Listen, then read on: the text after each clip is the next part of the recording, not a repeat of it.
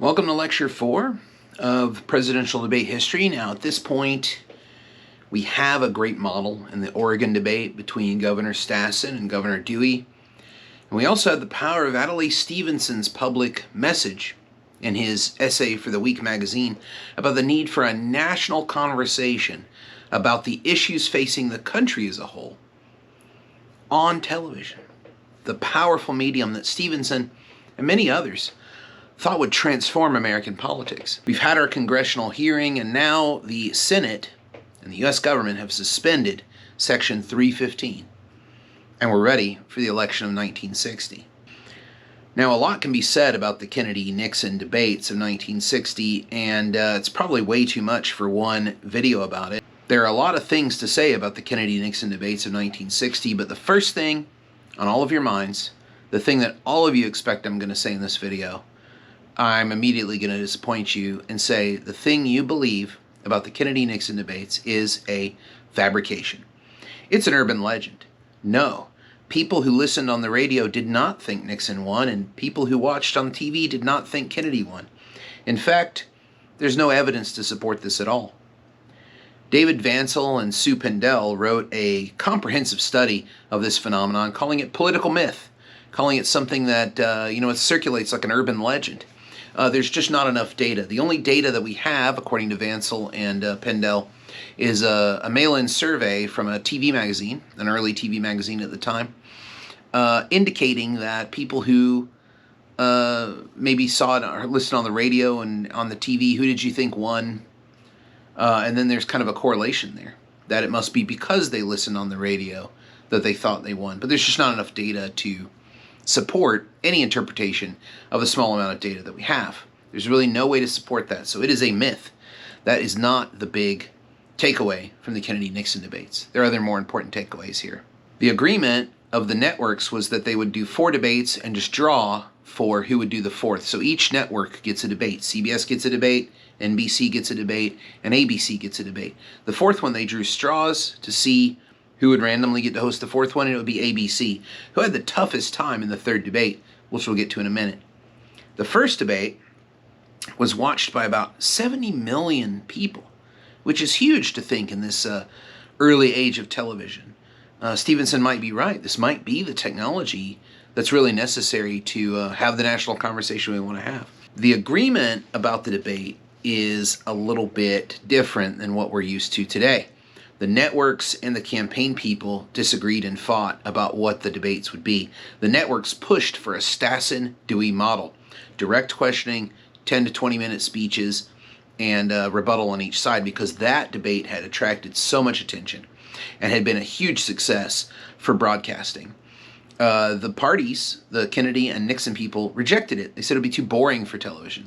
Nobody would watch it. It wouldn't get their message out. So what they wanted was a press conference format, which is what we have today.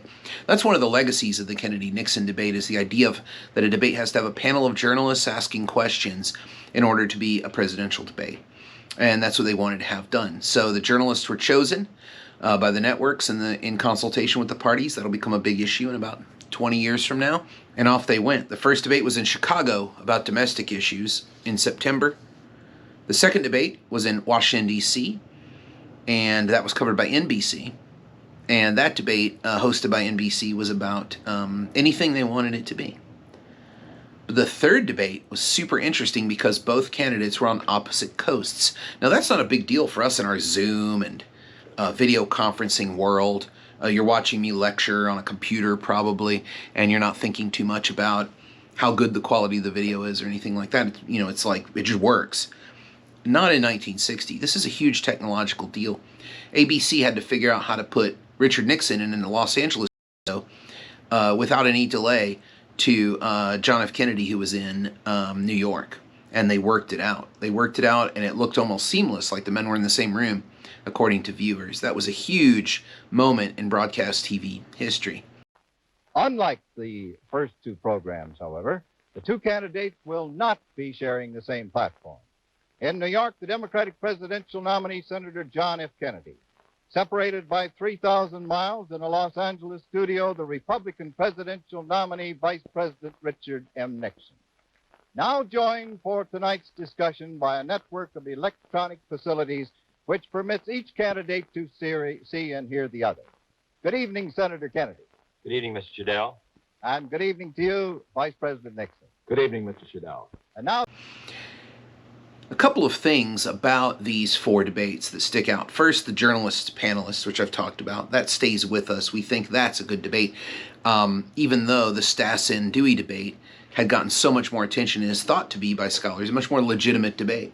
I think that. I believe that the Oregon model, as it came to be called, should be the model of political debates. We'll get to that in a later video. For now, just know that Nixon and Kennedy didn't want that model. They thought it wouldn't hold up for TV, and they fought the networks on it. Secondly, the campaigns and the networks determined what the debates should be. Not any other kind of expert, nothing like that, but the campaigns had to be happy in order to participate.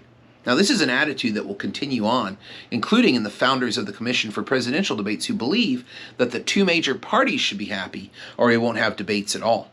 I wonder if that's still the case, but this is where it starts, is in 1960, is the belief that without candidate buy-in, without party buy-in, we won't have debates at all, so it's okay for the networks to kind of compromise a lot more than the campaigns and the candidates have to. The other thing was that it was set up, very much like the Lincoln-Douglas debates of 1858, it was set up through correspondence between the parties through telegrams. Not necessarily Nixon and Kennedy directly speaking, like Lincoln and Douglas did through letters, but the campaigns talking, saying what is to look like. There wasn't a lot of clear agreement on it. There wasn't a formal contract or a formal agreement. So there were some disputes. Nixon thought notes were forbidden, and he saw Kennedy pull out some notes at the third debate. And he said, wait a second, we're not supposed to have notes. And Kennedy was like, shrug. I thought they would be fine. So this starts a kind of a worry that one campaign might outmaneuver the other one. So this is the birth of the idea of a memo, or what comes to be known as a memorandum of understanding between the campaigns as to what the debate rules will be. These documents become incredibly complex after 1960, covering everything from the color of chairs, the height of the stage, the backdrops, all of that. Backdrops were a big issue in this debate too. Every debate, Kennedy and Nixon fought about how much lighting should be in the background. I forget who wanted more or whatever, but they fought about that. They also fought about studio temperature.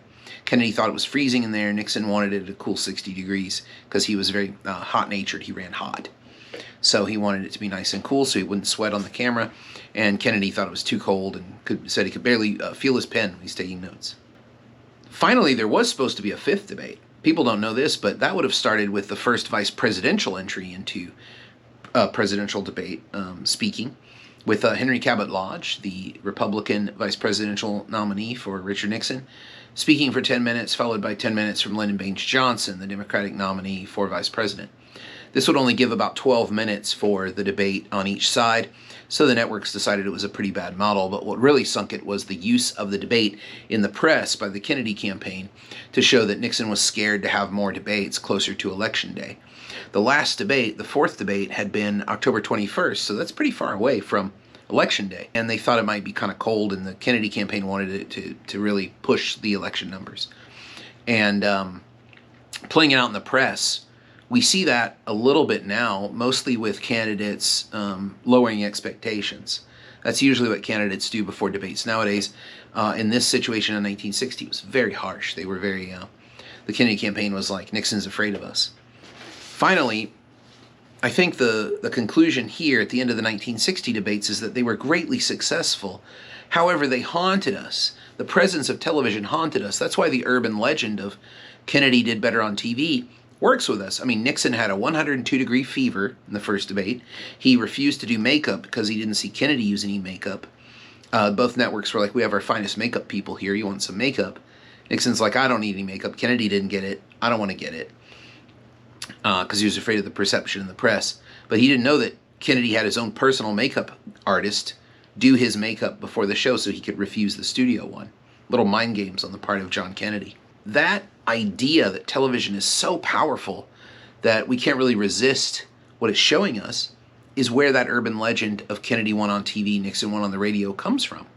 The cutaway shot is the last thing I want to talk about. Cutaway shots are always a big deal in presidential debates, and usually memorandums of understanding say that the cutaway should be prohibited, or it should be done in very specific kinds of terms. And that's something the Commission on Presidential Debates took over. Nixon didn't really understand cutaway shots. Kennedy did. Kennedy understood that was something that could move people. This is because Kennedy had a lot more experience debating on television than Nixon did. Nixon's experience was mostly intercollegiate debate that he had done in college, and debate in the Senate and things like that. But he didn't think about in terms of mediated debate. Within the administration, as a chairman of the President's Committee on Price Stability and Economic Growth, I have had the opportunity to make recommendations which have been adopted within the administration and which I think have been reasonably effective. I know Senator Kennedy suggested in a speech at Cleveland yesterday that committee had not been particularly effective.